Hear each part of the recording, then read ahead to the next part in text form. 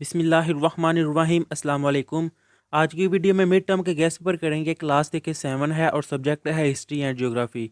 यानी कि history and geography के मिड टर्म के सेकंड टर्म के गेस्ट पेपर इस वीडियो में डिस्कस करेंगे। तो जैसे कि टोटल पेपर आपका 50 मार्क्स का होता है। आपको पता है 15 मार्क्स की ऑब्जेक्टिव और 35 मार्क्स की सब्जेक्टिव। अब इसी वीडियो में इंग्लिश मीडियम और उर्दू मीडियम दोनों के गेस्ट पेपर करेंगे। अब सबसे पहले ऑब्जेक्टिव पार्ट होता है जो कि मैंने बताया है 15 मार्क्स का। बाद में करते हैं, सबसे पहले इसका सब्जेक्टिव पार्ट करते हैं। ऑब्जेक्टिव पार्ट आपको इस वीडियो के आगे यानी कि लास्ट में मिल जाएगा। Objective part English medium Urdu medium दोनों का। पहले सब्जेक्टिव पार्ट। अब ये समझिएगा चीज़ जो समझने वाली है। क्वेश्चन नंबर 11, क्वेश्चन नंबर 12 और क्वेश्चन नंबर 13, तीन क्वेश्चन होते हैं। हर क्वेश्चन का ए बी पार्ट होता है। क्वेश्चन नंबर 12 का भी ए बी पार्ट और 13 का भी ए बी पार्ट। जैसे कि हिस्ट्री एंड ज्योग्राफी का है और उर्दू मीडियम वालों का जोग्राफिया और तरीका। अब ये जो क्वेश्चन नंबर 11 और क्वेश्चन नंबर 12 है ना, ये आता है आपका जियोग्राफी में से, उर्दू मीडियम वालों का जोग्राफिया में से। यानी कि 20 नंबर का पेपर आता है आपका जियोग्राफी में से। क्वेश्चन नंबर 11 10 मार्क्स का होगा और क्वेश्चन नंबर 12 10 मार्क्स का होगा। 5 मार्क्स का ए बी पार्ट होगा। फिर क्वेश्चन नंबर 13 जो उनसे है ना, ये 15 मार्क्स का होता है, जो कि आता है हिस्ट्री में से। उर्दू मीडियम वालों का तारीख में से 15 नंबर का पेपर आता है और टोटल ये 35 नंबर का बन जाता है। पहले जियोग्राफी के आपके मैं इंपॉर्टेंट क्वेश्चन बताऊंगा, उसके बाद हिस्ट्री के। तो पहले उर्दू मीडियम कर लेते हैं, उसके बाद इंग्लिश मीडियम का इसी के साथ साथ आपको मिल जाएगा। तो ये देखें, अब ये देखें आपकी ये जोग्राफिया की बुक है क्लास 7 की। अब बुक पर मैं इसलिए मार्क करवाता हूँ क्योंकि आपने पहले बुक रीड की होती है, आपको बुक के अल्फाज बुक की वर्डिंग याद होती है। तो मैं वही क्वेश्चन आपको बता देता हूँ, क्वेश्चन समझा देता हूँ कि किस तरह क्वेश्चन आना होता है और आंसर आपको पहले आता होता है। वैसे आपको तैयारी सारी होगी। अब ये देखें, फर्स्ट वाला जौन सा इंपॉर्टेंट क्वेश्चन है ना, वो आता है पेज नंबर 9 से। आपने बाकी भी सारा किया होगा, लेकिन ये देखें पेज नंबर 9 पे है, पेज नंबर 9। अब इस पर ये देखें, ये हेडिंग है ना, दरिया के बलाई, दरमियानी और ज़ेरी मंजिल रस्तों की मुख्तलिफ खसूसियात। तो ये बहुत ही इंपॉर्टेंट क्वेश्चन है। ये नीचे जो टेबल दिया हुआ है ना, ये देखिए, दरिया की बलाई मंजिल में बनने वाले नकोश, दरिया की दरमियानी मंजिल और ये दरिया की ज़ेर मंजिल में बनने वाले नकोश। अब उसकी चॉइस है, वो कह सकता है कि दरिया की बलाई मंजिल और दरिया की दरमियानी मंजिल के दरमियान खसूसियात का मुवाजना करे, या वो कह सकता है दरिया की बलाई और दरिया की ज़ेर मंजिल जौन से हैं इनकी खसूसियात को आपस में मुवाजना करें।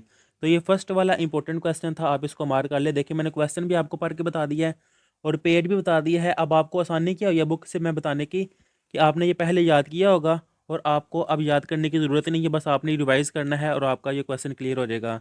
अब इससे नेक्स्ट वाला इंपॉर्टेंट क्वेश्चन, तो ये देखिए इसी पेज पर, पेज नंबर 9 पर, ये है हयातियाती तनों के लिहाज से दरियाओं की अहमियत। मोस्ट इंपॉर्टेंट क्वेश्चन है ये। तो ये यहाँ से स्टार्ट हो रहा है। ये देखें, दरिया जानवरों और पौधों की एक बड़ी तादाद के लिए मस्कन है। दरियाओं में मछलियाँ, एम्फीबियन, परिंदे, कीड़े मकोड़े और रेंगने वाले जानवर रहते हैं और अपनी खुराक तलाश करते हैं। दरिया मसाकन यानी कि हैबिटेट्स को जोड़ने में अहम किरदार अदा करते हैं। यहाँ तक आ जाएगा इसका आंसर, क्योंकि उसने अहमियत बताई हुई है, अहमियत पूछी हुई है और वो इसमें क्लियर हो जाती है। क्वेश्चन दोबारा बता दूँ किस तरह आ सकता है, कि हयातियाती तनों के लिहाज से दरियाओं की अहमियत को वजाहत करें, इसको वाजिया करना है। तो यहाँ तक भी लिख सकते हैं। अगर आपने इसको और डिटेल से करना है तो इसके नीचे ये देखें, 1 2, फिर अगले पेज पे अगर आऊँ तो ये 3 4 5 टोटल 6 पॉइंट है। आप इनको भी लिख सकते हैं या इनमें से कोई 3 4 पॉइंट इसके साथ लिख सकते हैं तो ज़्यादा अच्छी बात है। अगर आपने इतना ही किया हुआ है, आपको स्कूल ने इतनी करवाया है, तो आप इतना भी कर सकते हैं। वैसे तो आप इसके 3 पॉइंट काट ले तो ज़्यादा अच्छी बात है, क्योंकि छोटा सा पेपर रह जाना है, फिर ये छोटा सा क्वेश्चन रह जाना है। अब इससे नेक्स्ट आ जाता है, नेक्स्ट पेज पे ये आ जाऊँगा मैं, पेज नंबर 10 है। तो ये देखें, मईशत में दरियाओं की अहमियत। इसका क्वेश्चन ऐसे भी बन सकता है, मैं आपको लिख के दिखाऊं तो, ये है दरियाओं की इक्तसादी क़ुव्वत। ऐसे भी लिख सकता है, क्योंकि मईशत और इक्तसादी क़ुव्वत आलमोस्ट एक ही है। मीशत इक्तसादी क़ुव्वत का भी मईशत में हिस्सा होता है। ये देखिए इसका आंसर यहाँ से स्टार्ट होगा। दरिया किसी भी मुल्क की मईशत के लिए अहम होते हैं। दरियाओं का पानी एक बुनियादी कुदरती वसीला है जो मुख्तलिफ इंसानी सरगर्मियों के लिए ज़रूरी है। मसलन दरिया पानी बिजली पैदा करने में मदद देता है। दरिया मिट्टी की ज़रखेज़ी को बढ़ाते हैं। दरिया ज़री इस्तेमाल के लिए पानी फ्राहम करते हैं। दरिया सैर व सियाहत के लिए बेहतरीन मुकामात है। दरिया माही गिरों को रोज़गार फ्राहम करते हैं। दरिया घरेलू इस्तेमाल के लिए पानी फ्राहम करते हैं। यहाँ तक 6 पॉइंट है, आप कोई भी 5 पॉइंट कर सकते हैं। क्वेश्चन मईशत के लिहाज से भी आ सकता है, मईशत में दरियाओं की अहमियत को वाज़ेह करें और दरियाओं की इक़्तिसादी क़ुव्वत को वाज़ेह करें, इस लिहाज से ये आ सकता है क्वेश्चन। इसका आंसर ये आएगा। अब इससे नेक्स्ट अगर पेज नंबर 3 पे आएँ तो ये देखिए, इस पर भी एक क्वेश्चन है। पेज नंबर 3 के स्टार्ट में अगर ये है मैदानी इलाकों की तभी खसूसियात। क्वेश्चन बन सकता है मैदानी इलाकों की खसूसियात लिखें। तो ये देखें यहाँ से लेकर यहाँ तक इसका आंसर, इसमें से कोई आप 4-5 लिख सकते हैं, 5 कर लीजिएगा। अब इसी से थोड़ा सा ऊपर पेज नंबर 2 पर यह लिखा हुआ है टिंडा का लफ्ज़ फिंच ज़ुबान के लफ्ज़ टेनरी से मखूज है जिसका मतलब दरख्तों के बगैर मैदान। ये भी है, ये भी इंपॉर्टेंट है, एमसीक्यूज या डिफाइन आ सकती है। अब इससे नेक्स्ट ये है पेज नंबर में आ गया हूँ आपकी बुक पर 27, जियोग्राफी का पेज नंबर 27। अब क्वेश्चन आ सकता है कि बस्तियों की इकसाम और खसूसियात पर नोट लिखें। तो ये देखें बस्तियों की इकसाम, ये देखें आबादी और अफ़ाल के मुताबिक बस्तियों की दो बड़ी इकसाम है, दही बस्तियाँ और शहरी बस्तियाँ, यानी कि देहात और शहर। ये तो दो इसकी इकसाम आ गई। अब इससे नेक्स्ट इसकी खसूसियात, तो ये देखें अगले पेज पे जब जाऊंगा मैं तो ये लिखी हुई है नेक्स्ट पेज के स्टार्ट में ही, दही बस्तियाँ। इसकी खसूसियात यहाँ से लेकर कि ये हुज्जा में छोटी होती है, देहात देखे छोटे होते हैं शहरों की निस्बत, इनकी आबादी भी कम होती है। ज़्यादातर देहात जो उनसे हैं गाँव के लोग, वो ज़्यादातर ज़राअत से ताल्लुक़ रखते हैं, यानी कि ज़राअत से ताल्लुक़ रखने का मतलब ये है कि उनका पेशा जौन सा है वो काम ज़राअत का करते हैं। इनमें मुनासिब तालीम, तिब्बी और तफरीह वगैरह जैसी सहूलियात का फ़िक़दान होता है। यहाँ तक आ गई है दही बस्तियों की खसूसियात। अब शहरी बस्तियों की खसूसियात देखेंगे तो ये आगे आ जाएगा। ये है पेज नंबर देखें 29, अगर पेज नंबर 30, पेज नंबर 30 के स्टार्ट में ये लिखा हुआ है शहरी बस्तियों की खसूसियात पर एक नज़र डालते हैं। ये बस्तियाँ हुज्जा में बड़ी होती हैं, इनमें आबादी ज़्यादा होती है, इसी लिहाज से यहाँ तक ये 5 पॉइंट लिखे हुए हैं। तो ये देखिए मैं आपको दोबारा बताऊँ, अगर सुनिएगा।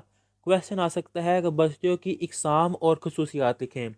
तो ये बस्ती जौन सी है शहरी बस्ती की खसूसियात 5 लिखी हुई हैं, और ये 5 जौन सी है पेज नंबर 28 पर, ये 4 जौन सी हैं दही बस्तियों की खसूसियात हैं, और बस्तियों की इकसाम 2 हैं, दही बस्तियाँ और शहरी बस्तियाँ। अब इससे नेक्स्ट यहाँ पे ये देखिए आगे अगर आऊँ तो पेज नंबर 28 है।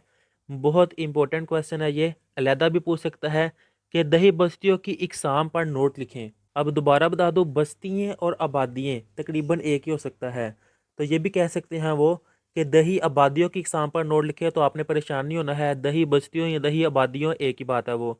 अब इसका आंसर यहाँ से स्टार्ट हो रहा है कि बनावट के अतबार से दही बस्तियों की कई इकसाम हैं, जिनमें से चंद दर्ज झैल हैं कि मुंतशिर बस्तियाँ, बड़े ही सारा मैं आपको साथ साथ समझाऊंगा भी। वो बस्तियाँ जिनमें मकानात एक दूसरे से दूर वाक़या हो, मुंतशिर बस्तियाँ कहलाती हैं, यानी कि ऐसे इलाके जहाँ पर एक घर है और भी दूसरा घर काफ़ी दूर हो, ऐसी बस्तियों को मुंतशिर बस्तियाँ कहते हैं। फिर मर्तकीज़ या जुड़ी हुई बस्ती, ये देखिए नाम ही है जुड़ी हुई, यानी कि साथ साथ, वो बस्तियाँ जिनमें मकानात एक दूसरे के साथ साथ मिले हो, इन्हें मर्तकीज़ या जुड़ी हुई बस्तियाँ कहते हैं। इससे नेक्स्ट है लकीरी या खती बस्तियाँ। वो बस्तियाँ जो दरिया या सड़क के किनारे वाक़या हो, लकीरी या खती बस्तियाँ कहलाते हैं, क्योंकि ये देखिए दरिया जो अगर, तो वो इस तरह बह रहा होता है, कभी इस तरफ कभी इस तरफ, तो इसके साइडों साइडों पर जो बस्ती होती हैं उनको खती बस्तियाँ कहते हैं या लकीरी, क्योंकि जैसे जैसे दरिया होता है उसके साइड साइड पे होती हैं लकीर की तरह, तो ये लकीरी बस्तियाँ होती हैं। फिर इससे नेक्स्ट ये आ जाएगा ग्रिड नमूने वाली बस्तियाँ या मनसूबे बस्तियाँ। अब इसको कुछ लोग जो उनसे है वो मुस्ततील बस्तियाँ भी कहते हैं, कि वो बस्तियाँ जिनमें गलियों और सड़कों का नेटवर्क ग्रिड नमूने की पैरवी करता है, ये ग्रिड नमूने वाली बस्तियाँ कहलाती हैं। तो ये देखिए डायग्राम को आपने अपने माइंड में रखना है कि जो दरिया की सूरत में होती हैं वो खती या लकीरी, जो दूर दूर होती है वो मर्तकी, जो पास पास होती हैं ये देखिए इकट्ठे घर हैं, ये भी इकट्ठे घर, वो मर्तकीर या जुड़ी हुई बस्तियाँ। और जो मनसूबा बंदी होती है यानी कि साथ साथ ग्रिड की नुमा होती है, तो ये वाली है। इस लिहाज से आपने ये याद रखना है, और इसका आंसर यहाँ तक आएगा इसका आंसर। अब इससे नेक्स्ट क्वेश्चन, जहाँ पर अगला क्वेश्चन खत्म हुआ था, ये देखें ये है पेज नंबर 30। अब इसके स्टार्ट में ये है बस्तियों की दर्जाबंदी। क्वेश्चन कैसे आ सकता है कि बस्तियों की दर्जाबंदी को वाज़ेह करें या बस्तियों की दर्जाबंदी पर नोट लिखें। तो इसका आंसर यहाँ से आएगा, बस्ती का हुजम जितना बड़ा होगा इसमें सारा अंजाम देने वाले अफ़ाल उतने ही ज़्यादा होंगे। बस्तियों को इनके हुजम और अफ़ाल के मुताबिक तरतीब दिया जा सकता है। आइए इस तरतीब पर एक नज़र डालते हैं। यहाँ तक लिख के फिर ये है एक हैमलेट, दूसरा है गांव, तीसरा कस्बा और चौथा है शहर। फिर इससे नेक्स्ट है ये है मेट्रोपॉलिटन शहर और ये मेगालोपोलिस। अब ये देखिए करना कैसे है आपने, ये स्टार्ट वाली 2 लाइनें लिख के इसके बाद ये हैमलेट है। तो अगर आपने पहले किया हुआ है, आपके स्कूलों ने कटिंग करवाई होगी, कितना कितना करना है कि ये बस्तियों की सबसे छोटी इकाई है, चंद घरों पर मुश्तमिल आबादी को हैमलेट कहते हैं, यहाँ तक लिख सकते हैं। फिर इस नेक्स्ट है गाँव। गांव हैमलेट से भरा होता है। ये बहुत से घरों पर मुश्तमिल होता है और जरी ज़मीनों के करीब बनाए जाते हैं। यहाँ तक लिख सकते हैं। इससे नेक्स्ट कस्बा वो बस्ती या गांव से बड़ी और शहर से छोटी हुई से कस्बा कहते हैं। इसमें गांव और शहर दोनों की मिली जुली खसूसियात पाई जाती है। यहाँ तक ये लिख सकते हैं। अगर आप सारा लिखना चाहें तो सारा भी लिख सकते हैं, कोई इशू नहीं। यह है शहर। शहर कस्बे और गांव से बहुत बड़ा होता है। इसकी आबादी लाखों में होती है। यहाँ तक लिख सकते हैं। ये इसके साथ ये भी लिख सकते हैं कि इसमें ऊंची ऊंची इमारतें होती हैं, स्कूल कॉलेज यूनिवर्सिटियाँ अस्पताल वगैरह होते हैं। इससे नेक्स्ट मेट्रोपॉलिटन शहर किसी मुल्क के कुछ शहरों को दूसरे शहरों पर ख़ास अहमियत हासिल होती है। कुछ दारुल हुकूमत और कुछ अहम तजारती मराकज़ होते हैं। इस ऐसे शहर मेट्रोपॉलिटन शहर कहलाते हैं। यहाँ तक फिर मेगालोपोलिस दुनिया की शहरी आबादी तेज़ी से बढ़ रही है। यही वजह है कि शहर बड़े हो रहे हैं और एक दूसरे के करीब आ रहे हैं। और दो, ये देखिए डेफिनेशन है, दो या दो से ज़्यादा बड़े शहरों के इस तरह के जमा होने को मेगालोपोलिस कहते हैं। यहाँ तक आ जाएगा इसका आंसर। अब इससे नेक्स्ट ये है आपकी बुक पर पेज नंबर 34। अब ये दो क्वेश्चन जो मैं आपको बताऊंगा ना, ये बहुत ही इंपॉर्टेंट है। दो तीन क्वेश्चन जो आप बताने लगा हूँ। पेज नंबर 34 पर ये है स्टार्ट में यानी कि इस पूरे चैप्टर का ये निचोड़ है कि दही बस्तियों के फ़वाइद और दही बस्तियों के नुकसानात। वो अलहदा क्वेश्चन दे सकता है कैसे कि दही बस्तियों के फ़ायदे जौन से हैं वो लिखें। तो फिर आपने क्या करना है, सिर्फ ये वाले जो फ़ायदे हैं ना, फ़वाइद वो लिखने हैं, एक दो। इससे नेक्स्ट ये तीसरा फ़ायदा है। इससे नेक्स्ट ये चौथा फ़ायदा है। छोटा सा क्वेश्चन है, चार फ़ायदे हैं तो ये इसका क्वेश्चन है। क्वेश्चन आ सकता दही बस्तियों के फ़ायदे तो ये लिखना है। अगर क्वेश्चन आए दही बस्तियों के नुकसानात तो फिर आपने ये लिखना है कि सड़कें और नकलो हमल की सहूलियात बेहतर नहीं होती, रोज़गार के मौके कम होते हैं, तलीम की सहूलियात कम होती हैं, सेहत के लिए बढ़िया अस्पतालों जैसी सहूलियात कम होती हैं। ये चार इसके नुकसानात हैं। ये था इसका आंसर। अब इससे नेक्स्ट इससे अगले पेज पे जाऊँ तो ये है शहरी बस्तियों के फ़वाइद और शहरी बस्तियों के नुकसानात, जो कि है पेज नंबर 35 पर। ये बहुत ही इंपॉर्टेंट क्वेश्चन है जो मैं आपको बता रहा हूँ कि ये शहरी बस्तियों के फ़वाइद अगर आए तो आपने सिर्फ ये लिखना है, ये जो राइट साइड पे है ना, एक दो तीन और ये चार पॉइंट। अब इससे इसी पेज पे ये है शहरी बस्तियों के नुकसानात, तो फिर एक दो तीन और चार ये करने हैं। यानी कि पेज नंबर 34 और 35 आपने बहुत अच्छी तरह तैयार करना है। अब ये एक क्वेश्चन बड़ा ही इंपॉर्टेंट है कि डेल्टा लोगों को क्यों मुतवज्जा करता है।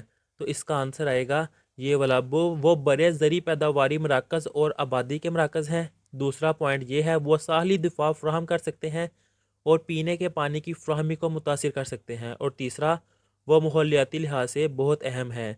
यहाँ तक आएगा इसका आंसर। ये था जियोग्राफी के उर्दू मीडियम के गेस्ट पेपर। अब कर लेते हैं बात इंग्लिश मीडियम पर। इंग्लिश मीडियम वाले अपने जियोग्राफी की बुक पकड़ लें। मैं आपको क्वेश्चन बताऊंगा, आपने मार्क करते जाना है। बुक पर इसलिए मार्क करवा रहा हूँ कि आपने पहले ये तैयार किया होता सारा, सिर्फ क्वेश्चन समझने होते हैं आपने। तो अब आपने तैयार नहीं करना, सिर्फ आपने रिवाइज ही करना है क्योंकि सारा आपने याद किया होता है, इसलिए मैं बुक में मार्क करवा रहा हूँ इंपॉर्टेंट क्वेश्चन। तो सबसे पहले आप आ जाए अपनी बुक पर पेज नंबर 9 पर। ये लिखा हुआ है ना, different features of the upper middle and lower courses of a river. यानी कि दरिया के बलाई, दरमियानी और निचले हिस्से की खसूसियात जौन सी हैं वो बताएं। तो ये जो टेबल बना हुआ है ना, इसमें है features of the upper courses of a river, features of the middle courses of river और features of the lower courses of river. Important question है। अब वो क्वेश्चन कैसे दे सकता है कि difference features of the upper and middle courses of river, तो फिर ये अपर है और ये मिडल है, ये दो करने हैं। अगर वो अपर और लोअर कहते तो आपने पहला और आखिरी लिखना है। अगर मिडल और लोअर कहते तो पहला, दूसरा और तीसरा। इसलिए आपने ये पूरा टेबल अच्छी तरह कर लेना है। अब इससे नेक्स्ट अगले पेज पे आऊँगा। ये पेज नंबर 10 है। इसके स्टार्ट में ये है importance of reverse in biodiversity, कि हयातियाती तनों में दरिया जौन से हैं इनकी अहमियत जौन से वो आपने बतानी है।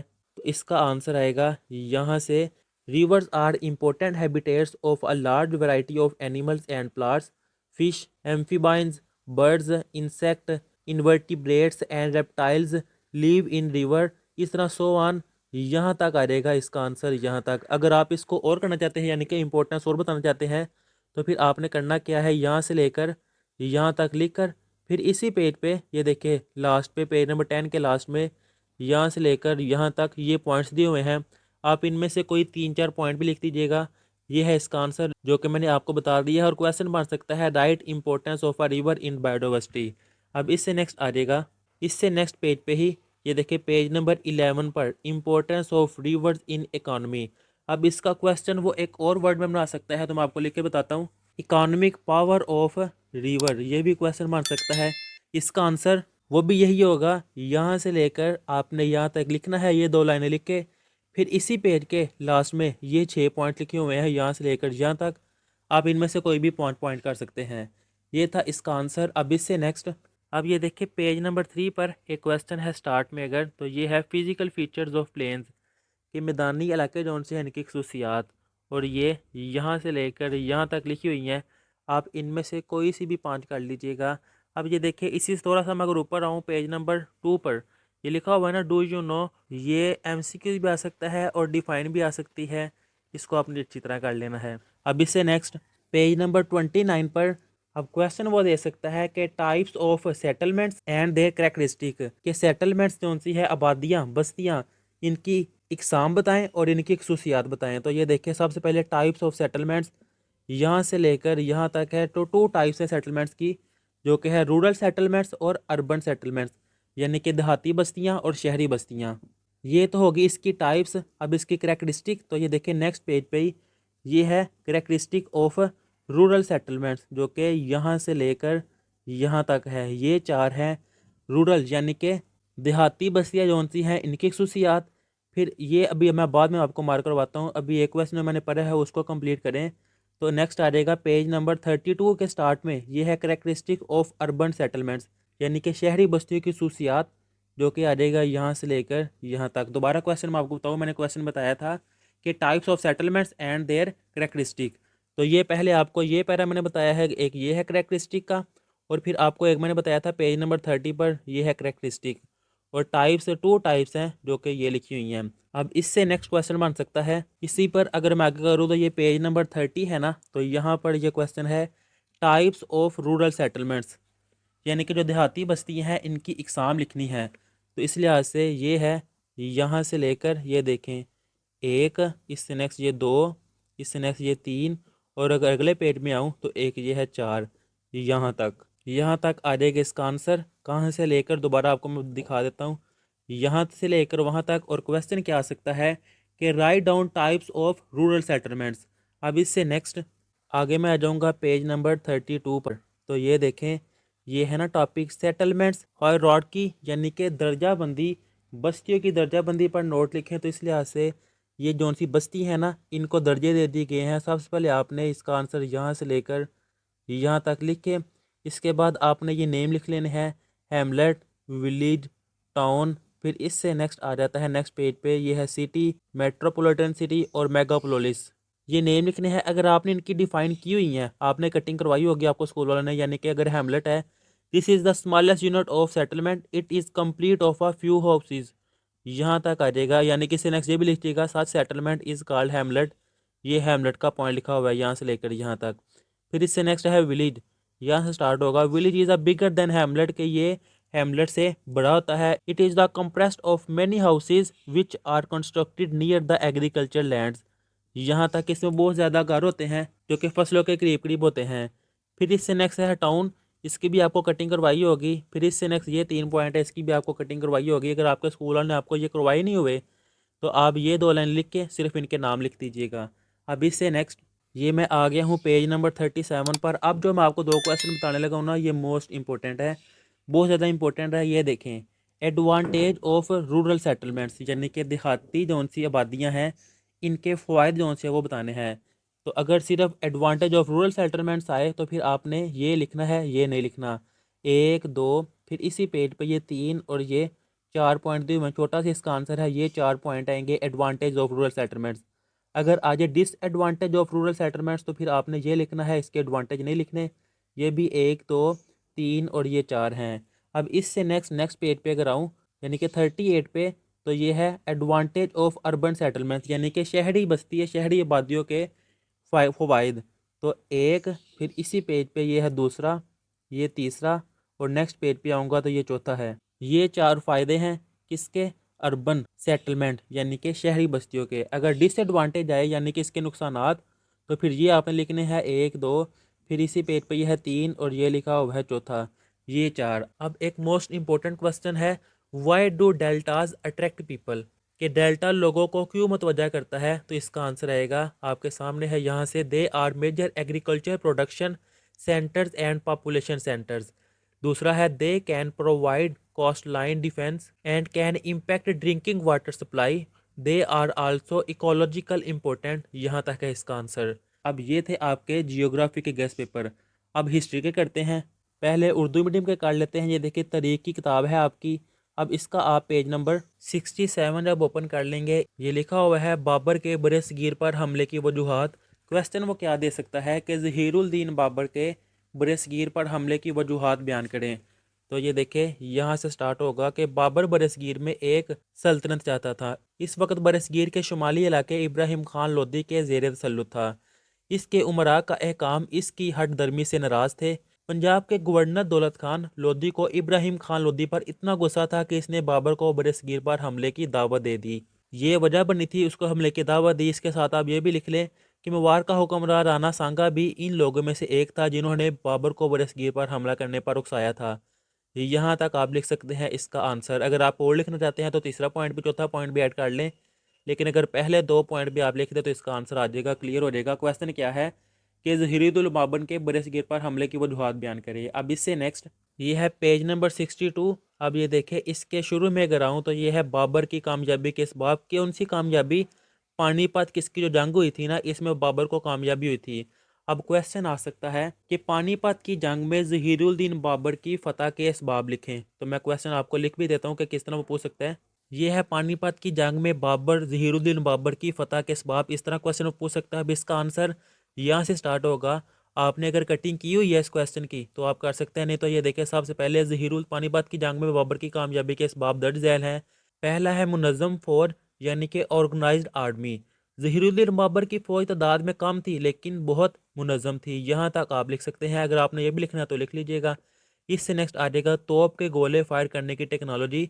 अपनी वर्डिंग में भी आप लिख सकते हैं कि बाबर पहला शख्स था जिसने तोपों के ज़रिए से आग के गोले फेंकने की टेक्नोलॉजी का इस्तेमाल किया।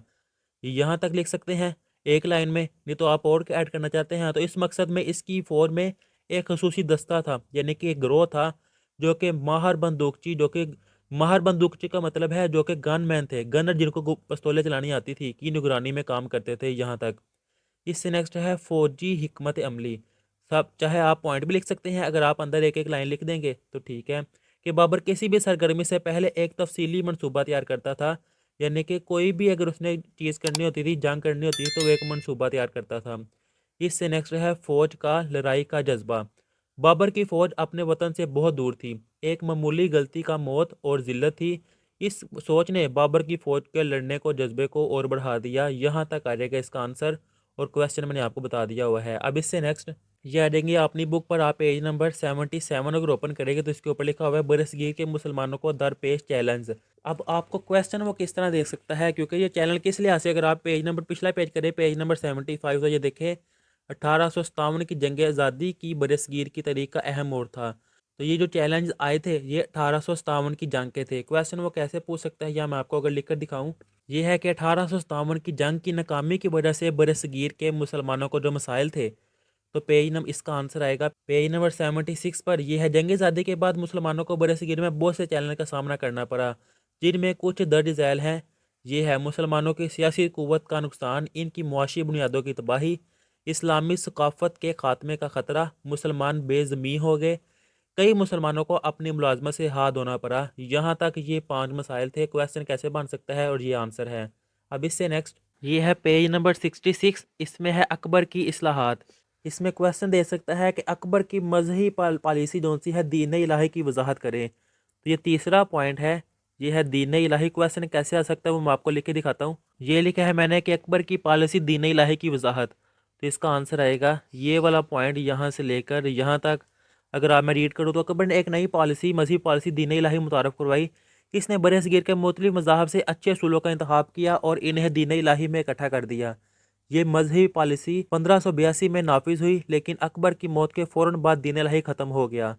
इसे मिटाने में मुजद्दिद अली फ़सानी का किरदार बहुत अहम था। यहाँ तक है इसका आंसर। अब इससे नेक्स्ट ये है पेज नंबर 60 और इसमें है ये हेडिंग शाहजहाँ के तमीराती कारनामे के। क्वेश्चन कैसे आ सकता है सुने कि शाहजहाँ के दौर में तमीर होने वाले तरीकी तमीरात जो सी है वो बयान करें। तो फिर इसका आंसर जो आपको करवाया गया है वो कर लीजिएगा, नहीं तो मैं आपको बताऊं तो इससे नेक्स्ट पेज है ना जो पेज नंबर 71, इस पर ये फर्स्ट पॉइंट है शाहजहाँ का ज़माना मुग़ल सकाफ़त और फ़न तमीर का अरूज था। इसने दरियाई जमुना के किनारे ताज महल को अपनी महबूब बीवी मुमताज़ महल के मकबरे के तौर पर बनवाया। सिर्फ उसने मंसूबे पूछे हैं किसने क्या क्या तमीर करवाया था, तो यहाँ तक आप लिख सकते हैं। फिर इससे नेक्स्ट अगर आऊँ 72 पेज पे, तो ये है शाहजहाँ ने दिल्ली में लाल किला और जामे मस्जिद भी बनवाई। यहाँ से लेकर यहाँ तक इतना लिख सकते हैं। फिर अगला यहाँ से शाहजहाँ ने लाहौर में शालीमार बाग बनवाया, यहाँ तक लिख सकते हैं। यह भी जिसका शुमार दुनिया के खूबसूरत तरीन बागात में है। इससे नेक्स्ट ये है जहांगीर के मकबरे के बिल्कुल करीब नूरजहाँ के भाई आसफ जाह की कब्र है। इसका गुंबद बल्ब की शक्ल का है, यहाँ तक ये भी इसके दौर में हुआ था। फिर इससे नेक्स्ट शाहजहाँ के दौर में ही शाही किला लाहौर में शीश महल बनाया गया, यहाँ तक ये भी लिख सकते हैं कि इसी दौर में लाहौर में वजीर खां मस्जिद तमीर की गई। तकरीबन इस तरह ये इसके तमीराती काम थे, वो आपने लिख देने हैं कोई भी 4-5, ये है इसका आंसर। अब इससे नेक्स्ट आप ये देखिए आपकी बुक पर पेज नंबर 63 है। इस पर ये टॉपिक है हुमायूं जो कि दूसरा मुग़ल शहंशाह था। इससे नेक्स्ट पेज पे जो कि आ जाता है पेज नंबर 64, इसी का टॉपिक है। इसमें ये स्टार्ट में लिखा हुआ है ना, शिकस्त के बाद ये वाला पॉइंट सारा करना है यहाँ से लेकर और अगला पॉइंट भी यहाँ तक। अब इसका क्वेश्चन क्या बन सकता है वो मैं आपको लिख के दिखाता हूँ। ये है हुमायूं की बरसगीर से जिला वतनी की वजह बयान करें, तो इसका आंसर आएगा यहाँ से लेकर यहाँ तक। अब इससे नेक्स्ट ये इसके नीचे ही आ जाएगा, ये पेज नंबर 64 पर ये टॉपिक है ना, शेर शाह सूरी की खिदमात। इस टॉपिक को अगर आगे लेके जाए यानी कि पेज नंबर 65 पर जो तीसरा पॉइंट है ना, यहाँ से लेकर यहाँ तक इसका आंसर आएगा। और इसका क्वेश्चन क्या बन सकता है मैं आपको बताता हूँ लिख के। ये है शेर शाह सूरी को पहला हुक्मरान समझा जाता है, तो इसका आंसर आएगा यह शेर शाह सूरी बरसगीर का पहला हुक्मरान था, सारा यहाँ से लेकर यहाँ तक, यानी कि एक ये पॉइंट और एक ये पॉइंट करना है। अब इससे नेक्स्ट ये जो मैंने आगे आपको क्वेश्चन करवाया था ना, जो कि था पेज नंबर आपकी बुक में दिखाऊं पेज नंबर 76 पर, इसमें यह है हज़रत शाह वलीउल्लाह देहलवी रहमतुल्लाह ताला अलैह। अब क्वेश्चन क्या इस तरह का दे सकते हैं वो कि शाह वलीउल्लाह रहमतुल्लाह ताला अलैह की मजहबी खिदमात। तो ये है फर्स्ट वाला पॉइंट कि आपको कुरान और हदीस का गहरा इल्म था। उन्होंने फ़ारसी और अरबी ज़ुबान में 51 किताबें लिखी। इनकी सबसे मशहूर किताब हुज्जतुल बालिगा है। उन्होंने कुरानी तालीम और तबलीग को अपना मिशन बनाया। इसी तरह सारा ये पॉइंट यहाँ तक करना है, ये है इसका आंसर। अब इंग्लिश मीडियम, तो ये देखें ये बुक है आपके सामने हिस्ट्री की क्लास 7 की।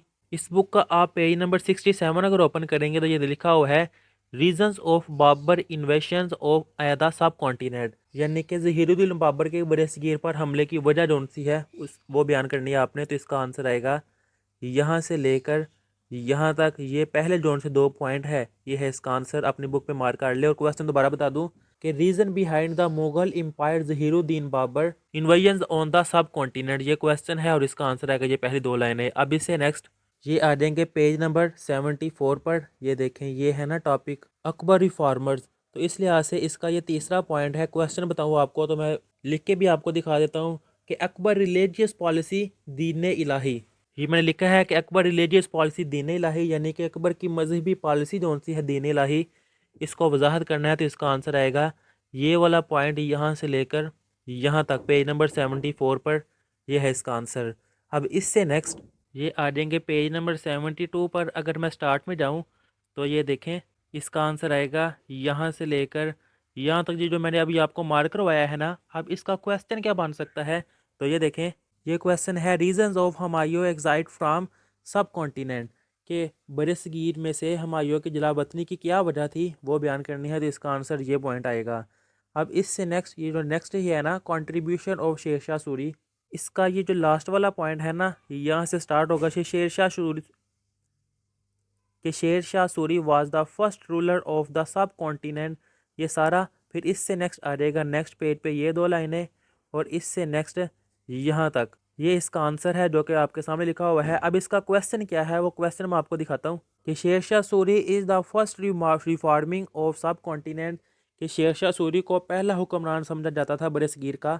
तो इसका आंसर आएगा यहाँ से लेकर यहाँ तक, यानी कि आपकी बुक पर पेज नंबर 72 के लास्ट से और 75 की पहली 4 लाइनें। अब इससे नेक्स्ट ये है पेज नंबर 79 और इस पर ये टॉपिक है आर्किटेक्चुरल अचीवमेंट्स ऑफ शाहजहां।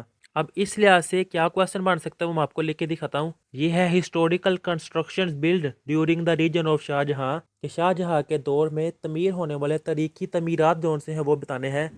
तो 79 पेज पर ये लास्ट से स्टार्ट हो रहा है। अगर आपको कटिंग करवाई गई है तो आप ये पॉइंट कट करके भी लिख सकते हैं, जैसे कि age of Shahjahan was the culmination of Mughal culture and architecture, कि शाहजहाँ का ज़माना मुगल सकाफत और फ़न तमीर का अरूज था।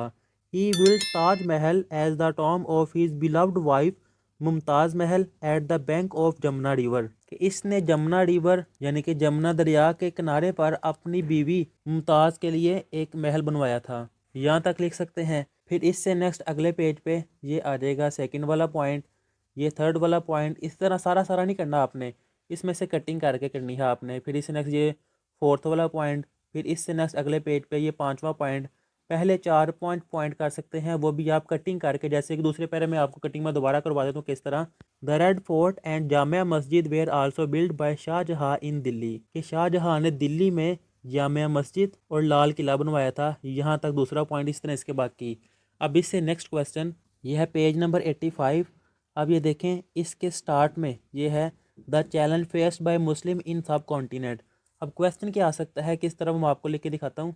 अब ये क्वेश्चन है problem faced by the Muslims of the subcontinent due to the failure of the war of independence 1857, यानी कि 1857 की जंग आज़ादी की नाकामी की वजह से बरसीर के मुसलमानों को क्या क्या मसाइल पेश आए थे वो बताएं। तो इसका आंसर आएगा ये यहाँ से लेकर ये पॉइंट्स हैं, 5 पॉइंट यहाँ तक आ जाएगा सिंपल इसका आंसर। बहुत इंपॉर्टेंट क्वेश्चन है ये, आपने अच्छी तरीके से ये याद करना है। अब इससे नेक्स्ट इसी पेज पे आगे है ये शाह वलीउल्लाह देहलवी रहमतुल्लाह ताला अलैह। अब इसका क्वेश्चन क्या है वो मैं आपको लिख के दिखाता हूँ। ये है religious services of Shah Waliullah रहमतुल्लाह ताला अलैह। तो इसका आंसर आएगा ये फर्स्ट वाला जो पॉइंट है ना, यहाँ से लेकर यहाँ तक सिर्फ आपने क्या करना है, इस ही की जगह पर आपने नाम लिखना है कि Shah Waliullah had a deep knowledge of the holy Quran and Hadith. इसी तरह आपने ये सारा पॉइंट लिखना है, ये है इसका आंसर। अब इससे नेक्स्ट ये है पेज नंबर 68 और इस पे है ये topic reasons of Babur success, के बाबर की जो कामयाबी है इसकी खसूसियात, लेकिन किस में कामयाबी। तो ये देखें बैटल ऑफ पानीपत, के पानीपत की जो जंग हुई थी ना उसमें बाबर को जो कामयाबी हुई थी उसकी रीजंस हैं। इसको रीजंस भी कहा जाता है, काजिज भी। इसका क्वेश्चन क्या बन सकता है मैं आपको लिख के दिखाता हूँ। यह है काजिज ऑफ बाबर, यानी कि बाबर का पूरा नाम था Zahiruddin Babur. Victory in battle of Panipat, के पानीपत की जंग में ज़हीरुद्दीन बाबर की फ़तह के जो असबाब है वो लिखने हैं। तो ये पहले एक लाइन पूरी लिखनी है आपने। Reasons of Babur success in the battle of Panipat are as under. ये फर्स्ट वाला है ऑर्गेनाइज्ड आर्मी। सेकंड है technology of cannon balls firing. अब इससे नेक्स्ट आ जाएगा ये थर्ड वाला मिलिट्री स्ट्रेटजी। इससे next fighting spirit of the army. ये 4 पॉइंट हैं। अब इन 4 पॉइंट के अंदर आपने ये जो फर्स्ट वाला है इसका आपने लिखना है यहाँ से लेकर यहाँ तक। अब ये जो सेकंड वाला 2 वाला पॉइंट है इसका सिर्फ ये फर्स्ट वाला डार्ट लिखना है आपने। फिर इसी तरह इससे नेक्स्ट पेज पे ये आता है थर्ड वाला, इसका भी ये एक ही पॉइंट, और फोर्थ वाले का भी ये पहला पॉइंट। ये था इसका आंसर। अब इससे नेक्स्ट इसके एमसीक्यूज देख लेते हैं। तो ये देखें, इसकी ऑब्जेक्टिव यानी कि एमसीक्यूज पहले उर्दू मीडियम में कर लेते हैं, इसके बाद आगे इंग्लिश मीडियम में करेंगे। उर्दू मीडियम का फर्स्ट वाला है हमवार सतह ज़मीन अक्सर पाई जाती है। तो इसका आंसर आएगा सैलाबी मैदानों में। अब ये एमसीक्यूज जो होते हैं जो बुक के पीछे हैं ना वो तो आपने पहले किए करने होंगे, क्योंकि छोटे छोटे तो हैं, हर चैप्टर के 5-5 6-6 हैं, वो आप कर लीजिएगा। इसके बाद ये जो अब मैं आपको लिखवा रहा हूँ ना ये अंदर रीडिंग में से होते हैं, और ये बहुत इंपॉर्टेंट ऑब्जेक्टिव है, बहुत इंपॉर्टेंट एमसीक्यूज हैं। सिर्फ मैं डायरेक्ट इनके आंसर लिख रहा हूँ, 4 पॉइंट दिए होंगे, उनमें से किसी एक पे टिक करना होगा। तो इससे नेक्स्ट आ जाएगा बंदरगाह की वजह से आबाद होने वाला शहर है ग्वादर। इससे नेक्स्ट है मोहम्मद बिन कासिम की सिंध आमद की फौरी वजह थी। इसका आंसर आएगा अरब बहरी जहाज़ों पर कज़ाकों के हमले। इससे नेक्स्ट हाबुल गोरी मोहम्मद गोरी ने लाहौर फतह किया। इसका आंसर आएगा 1186 में। इससे नेक्स्ट पानी को साफ़ करने का सस्ता तरीका कार है। इसका आंसर आएगा उबालना। इस तरह इससे रिलेटेड एमसीक्यूज है पानी साफ़ करने का मौसर तरीन तरीका क्या है। इससे नेक्स्ट आएगा फिल्ट्रेशन। इससे नेक्स्ट ज़मीन की ज़रखेज़ी को बरकरार रखने के लिए ज़रूरी है। इसका आंसर आएगा फसल की तब्दीली। इससे नेक्स्ट बुद्ध मत के पैरोकारों और हिंदुओं के इस्लाम कबूल करने की बड़ी वजह। इसका आंसर आएगा मुसलमानों का समाजी इंसाफ। इससे नेक्स्ट सल्जोक हुक्मरान हामी थे। इसका आंसर आएगा ईरानी सकाफत के। इससे नेक्स्ट सुल्तान महमूद का ताल्लुक था। इसका आंसर आएगा गजनवी कबाइल से। इससे नेक्स्ट समंदर के करीब पहुंचने पर दरिया की रफ्तार का कम होना और बहुत सी नदियों में तब्दील होना कहलाता है शाखें। इससे नेक्स्ट आबादी या आबादकारी की दर्जा बंदी में सबसे निचला दर्जा है बस्ती का। इससे नेक्स्ट ओजोन की तह का तेज़ी से पतला होने की वजह है सन्नती इनकलाब। पतला होने की वजह सन्नती इनकलाब है, और खात्मे की यानी कि तबाह होने की वजह वो है क्लोरोफ्लोरोकार्बन, जो कि है CFC से भी डिनोट किया जाता है इसको, क्लोरोफ्लोरोकार्बन। इससे नेक्स्ट फ़ज़ा में ओजोन का बुनियादी काम है अल्ट्रा वायलेट शाओ को जज़ब करना। इससे नेक्स्ट मोहम्मद बिन कासिम के सिंध पर हमला करने की अहम वजह थी सिंध के कज़ाकों का अरब बहरी जहाज़ों को लूटना। इससे नेक्स्ट शहाबुद्दीन मोहम्मद गौरी ने अजमेर पर पहला हमला किया। इसका आंसर आएगा 1191 ईस्वी में। अब इससे नेक्स्ट आ जाएगा पानी से बैक्टीरिया को मारने के लिए गोलियां इस्तेमाल की जाती हैं क्लोरीन की, तो ये देखें ये लिखा हुआ है। अब इससे नेक्स्ट पाकिस्तान में खरीफ की सबसे अहम फसल है चावल की फसल, ये है। इससे नेक्स्ट इंग्लैंड में हुकूमत और तलीम का निज़ाम मुतारिफ करवाया। इसका आंसर आएगा बादशाह अल्फ्रेड ने। अब इससे नेक्स्ट सल्तनत उस्मानिया में जैनसरी निज़ाम का बुनियादी मकसद फ्राहम करना था मसीहों की फ़ौजी ट्रेनिंग। अब इससे नेक्स्ट इस्लामाबाद एक मिसाल है। इसका आंसर आएगा इंतज़ामी मरकज़ की। इससे नेक्स्ट फॉसल फ्यूल्स का बे इंतहा इस्तेमाल कुर्रा हवाई में गैस को बढ़ा रहा है कार्बन डाइऑक्साइड को। इससे नेक्स्ट पृथ्वीराज चौहान का ताल्लुक था अजमेर से। इससे नेक्स्ट सलातीन दिल्ली ने मुस्लिम सल्तनत का आगाज़ किया। इसका आंसर आएगा दिल्ली से। दरिया में पानी का हुजम सबसे ज़्यादा होता है। इसका आंसर आएगा ज़ेरे गुज़रगाह में। इससे नेक्स्ट पहले सलेबी जंग की वजह एनातोलिया की फ़तह थी जो सल्तनत को हासिल हुई सल्जोक ख़ानदान। इससे नेक्स्ट हमवार सतह ज़मीन अक्सर पाई जाती है सलाबी मैदानों में।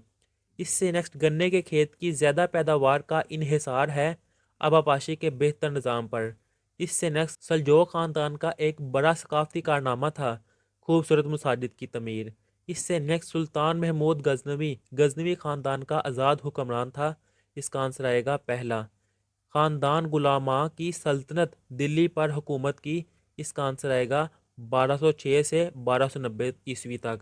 कि ख़ानदान गुलामा जो है इन्होंने दिल्ली पर कितनी देर सल्तनत कायम की थी, तो ये है इसका आंसर। इससे नेक्स्ट मोहम्मद बिन कासिम ने सिंध पर कब्जा करने के लिए शिकस्त दी राजा दाहर को।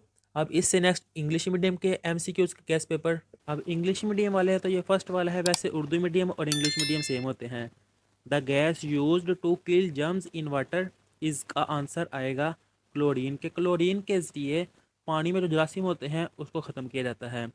इससे नेक्स्ट है सहाबुद्दीन गौरी, पूरा नेम है सहाबुद्दीन मोहम्मद गौरी, कंक्यूरिड लाहौर इन, इसका आंसर आएगा 1186 CE। अब इससे नेक्स्ट देखें ये क्वेश्चन लिखा हुआ है और इसका आंसर आएगा बिल्डिंग ब्यूटीफुल मॉस्क। अब इससे नेक्स्ट आ जाएगा ये क्वेश्चन लिखा हुआ है, इसका आंसर आएगा दिल्ली। अब इससे नेक्स्ट ये क्वेश्चन लिखा हुआ है, इसका आंसर आ जाएगा ये वाला looting of Arab ships by pirates of Sindh. इससे नेक्स्ट आ जाएगा ये क्वेश्चन और इसका आंसर आएगा अब्जॉर्बिंग अल्ट्रा वायलेट रेज। अब इससे नेक्स्ट देखें ये क्वेश्चन लिखा हुआ है और इसका आंसर आएगा ये वाला। अब इससे नेक्स्ट ये क्वेश्चन है MCQs और इस MCQs का आंसर आएगा ये वाला फ्रांस। इससे नेक्स्ट ये क्वेश्चन है for the maintaining of soil fertility requires, इसका आंसर आएगा क्रॉप रोटेशन के फसलों की तब्दीली। अब इसी तरह बाकी जो मैंने उर्दू मीडियम में अपलोड किए हैं ना वैसे ही इंग्लिश मीडियम है तो आप वही देख लें। यहाँ पर ये गैस पेपर कंप्लीट कर लिए हुए हैं। अल्लाह हाफिज़।